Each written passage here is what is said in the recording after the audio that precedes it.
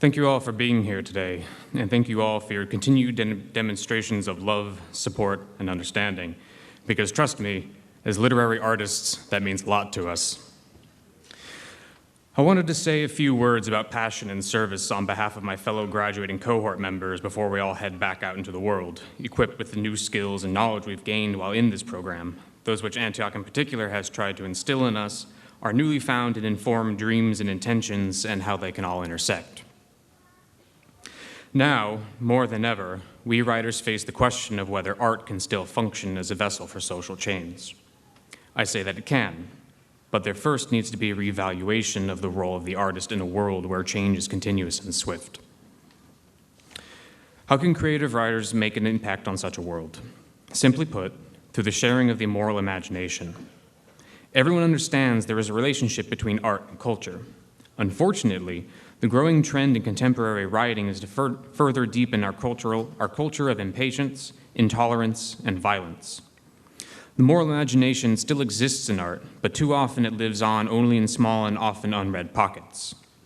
The role of the internal has become so prevalent and lauded that we need to remember that art is inherently an outward expression, that we use it as a form of self-expression and self-excision. It is as much a form of communication, a way to share ideas and experiences with others for their sake and benefit.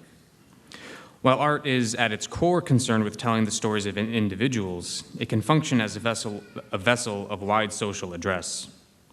What we say as writers matters, and we shouldn't shy away from saying what we must when we worry that it may be disagreeable. We must not be afraid. Art has always been controversial. The controversies and struggles surrounding and depicted in stories and poems and other forms of art lead to change. We must unite private conscience with public responsibility. We must bring our moral imagination into public view. Art is about relationships, and the interpretation of the significance of those relations. Art needs to make us both think and feel. Many believe that the role of art and literature is simply to be beautiful. That is a damaging stereotype. While there's much beauty in this world and all that it contains, we must remember that we need to also reveal the ugly. Only by presenting the ugly, the brutal and the brutish, the horrifying and the horrifyingly unjust, can we face such things and do something about them.